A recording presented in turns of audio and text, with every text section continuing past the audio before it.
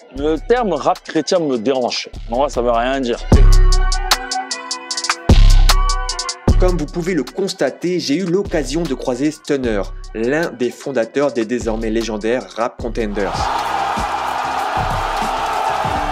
En effet, qui peut prétendre être passionné de rap et ne pas connaître cette fameuse ligue de battle? J'ai donc croisé l'homme au time le plus mythique de France lors du Jesus Festival à Paray-le-Monial. Je savais déjà par l'intermédiaire d'un live Instagram organisé par le rappeur YDUV que le Boog était chrétien. Et j'en ai clairement profité pour lui demander son avis sur ce milieu très niché de l'industrie musicale. Vu le niveau de son expertise dans le rap, j'ai tout de suite pensé à cette phrase d'Orelsan dans le freestyle Radio Phoenix datant de 2015. On fait passer ton groupe fort pour un groupe de rap chrétien. Cette phase a clairement marqué les esprits dans le milieu, en témoigne la récente interview de Rodsy sur la chaîne de Tracy Godspell. Et même on entend des sons d'Orelsan qui dit oui, bah vas-y, les rappeurs chrétiens, tu vois.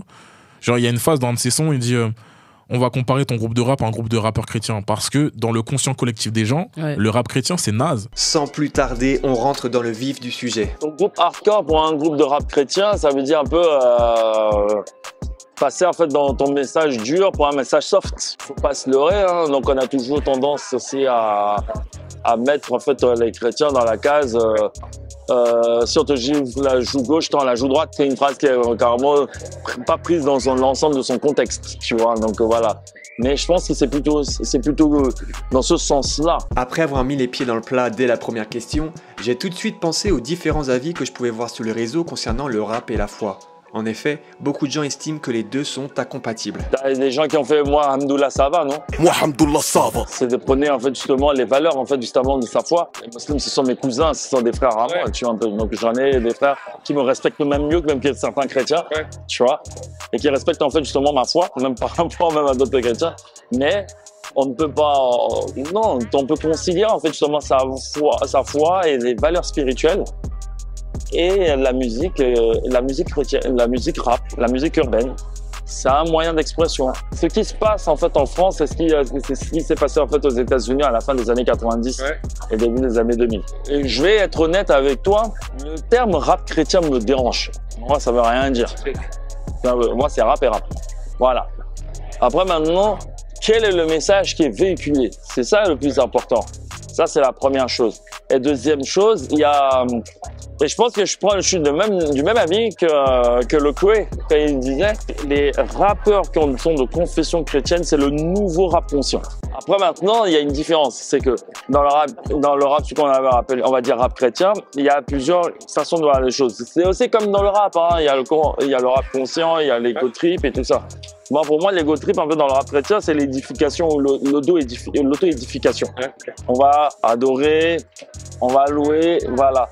Après, maintenant, il y a aussi le côté, on va dire, je prends en fait quelque chose de sociétal, quelque chose ou un problème ou une joie, d'accord, et je le transmets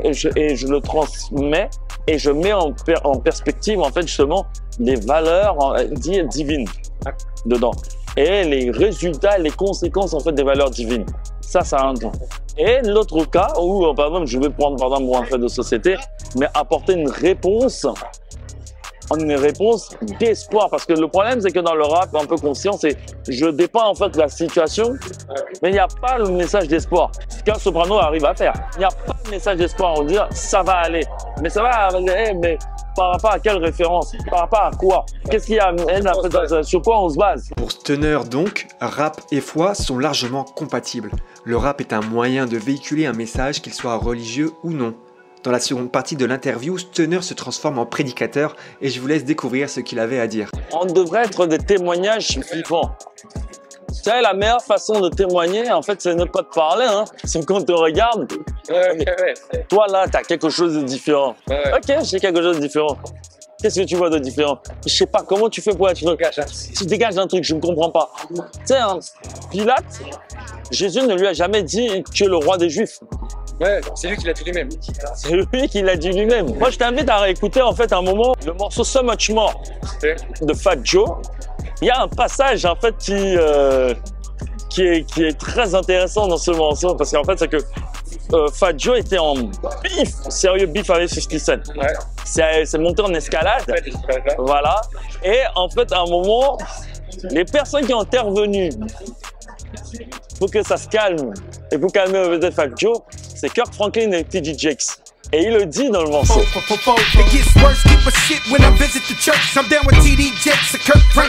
Comment dire, ah, j'ai Christ en moi, donc je ressemble à Christ, donc je machin. Mais quel Christ? Christ. Jésus avant qu'il ne meure, ou Jésus quand il est mort, il est devenu Christ? À qui on veut essayer de ressembler? Mais le truc, c'est que si on veut essayer de ressembler à Jésus après quand il est devenu Christ, il faut payer ça, il faut payer un prix. Il faut porter sa croix. Mais si on veut ressembler à Jésus avant qu'il ne meure, c'est Jésus le prophète. Donc lui ne traînait pas avec les gars qui étaient dans une situation parfaite. C'est déjà la fin de cette interview et je trouve qu'elle est intéressante, ne serait-ce que pour avoir un point de vue d'une personne reconnue dans le milieu du rap. Évidemment, toutes les conditions n'étaient pas optimales, mais quand on crée du contenu, il faut savoir saisir toutes les opportunités quand elles se présentent. Dites-moi ce que vous en avez pensé en commentaire et pensez à lâcher un like pour soutenir la chaîne et bien sûr à vous abonner si ce n'est pas encore le cas. Je vous dis à bientôt, ciao!